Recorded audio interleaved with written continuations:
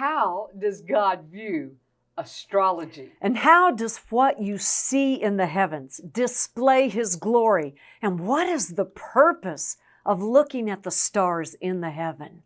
What you're going to learn in this video is His feelings about all those things, astrology, the signs in the heavens, in the lights in the sky, but also you're going to learn how does God feel about the zodiac as well as astrology.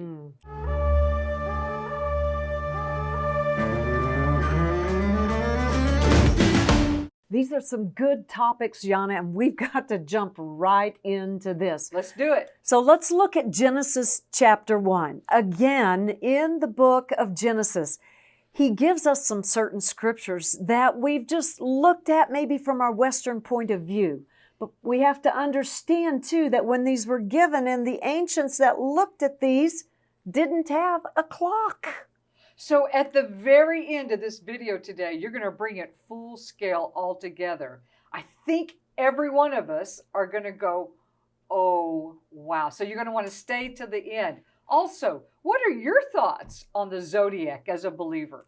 What are your thoughts on astrology? But let's see, because if God has thoughts about it, it's recorded in the Word of God. So let's take a look and see, what does He have to say? Right. So let's read a couple of scriptures to understand this, again, in a little deeper sense from the Hebraic perspective. Chapter 1 of Genesis, verse 14 says, "Then God said, let lights in the expanse of the sky be for," so He gives the lights a purpose here. He gives them some commands that they are to do. Lights in the sky are to separate the day from the night, and they will be for signs and seasons and for days and ages. So are you talking about the seasons like fall, winter, spring, whether you should plant or not plant? You know, they have this thing that farmers do. They read this almanac and they know when to do their planting. And is that what you're talking about? Oh, signs and seasons? The Hebrew really helps us understand the greater purpose of these signs in the heaven. And so the word there for seasons is the Hebrew word moed or moedim. That's a Hebrew word meaning, moed meaning a season, moedim, an appointed time. Moedim, we use that same word in the Bible when we see the word feasts. And so we understand Leviticus 23 then says that the feasts of the Lord are directed by the stars in the heaven. Oh, here we go, because this is what astrology and astronomy is all about. And hey, is there a difference between astrology and astronomy? Oh, my goodness. This is where we get a little bit mixed up, I think, in our understanding. So astrology is about the sun, the moon, and the stars and the rotation of them, but it's man's interpretation of how those rotations influence mankind here on earth. So is that a good thing or a not good thing? Well, you've got man's interpretation to it, and so, you know, where is the person that's bringing that interpretation? Oh. But astronomy are the scientific facts that we can base on knowing that every 28 to 30 days there is a circling of the moon around the earth. And so, for instance, one night I was out on a walk, and I take my dogs out on a walk at nighttime. And so I was just looking up and marveling at the heavens and saying, Lord, you have given us these constellations in the heavens to bring us signs and wonders and to set apart your feast days. Because I've been taught something different from man inside of the church system. Sure. I need to know, is this really you? Is it right that we should be looking up into the heavens and let them declare your glory?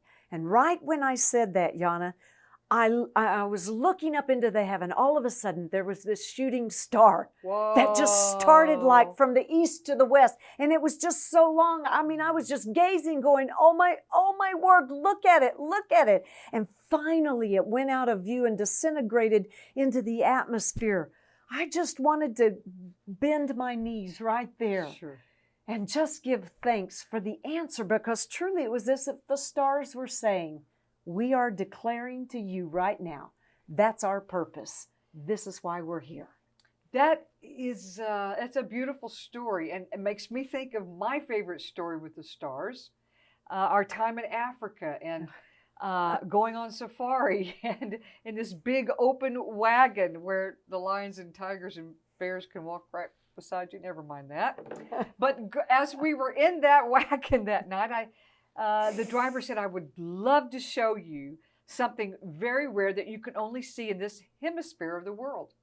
We drove up to a plain, and the stars were spectacular that night, but right in the middle, he said, can you see right in front of you, if you lift up your head and lift up your eyes, the Southern Cross? That is a star constellation in the sky. I saw it, and it was really, like you said, one of those special moments. The stars are there pointing us to a sign. That's easy to understand when you think of the Southern Cross or a shooting star. But there are other purposes for those stars and those signs and wonders. They mark the feasts of the Lord. And so this is how we know to celebrate, for instance, Passover, because it is marked by the moon being in a certain phase, and then you count 15 days later, you have a full moon, and the Passover happened. And that's when he said would be the first month. We also recognize that in the book of Job, he mentions the constellations that are in the book of Job. That's a big deal because Job is the oldest book. So you mean from a time before Genesis, Adonai made sure that we understood that the stars are for us and that they're speaking to us. They have a message. It makes me thank God for those wise men who weren't told not to study the stars. That's bad, because they followed the star to where the Messiah was resting in Beit Lechem when he was born on earth to Miriam. I think one of the things we haven't understood, Yana, is this, that the ancients, our forefathers, who were walking on this earth many thousands of years ago, did not have clocks. They didn't have watches. They didn't have this digital time that is kept for them. When they looked up into the heavens, that's how they could tell that it was a certain time of day or a certain time of the month or a certain time of the year. And that's how they began to mark time. Also, when they looked up into the heavens and they saw the greater lights in the heavens, they didn't say, oh, that's the planet with red dirt on it. Or, oh, that's the planet with this massive ring around it with debris that is celebrating it. What they looked up and saw were these living beings in the heavens giving them direction.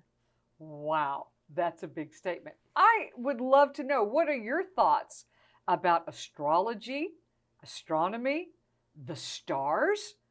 If you've been told that it's not so good, is it possible that we could rethink this from God's point of view and see that the stars in the heavens are a blessing to us? They are for signs and wonders, and that we continue to this day to mark the feasts of the Lord, not the feast of the Jews, the feast of the Lord according to the phases of the moon, which is a light, and according to the stars in the heavens. Well, we have learned a lot today. We've learned that the study of stars is a good thing, that it's in the Bible. And from God's point of view, He has given us these stars and these planets and these lights in the sky as a help to you and to I. Well, I think that's pretty spectacular. If you would like to understand what is the purpose for problems in your life, watch this video. For now, we are the Hebrew Sisters with the Hebrew Scrolls Academy.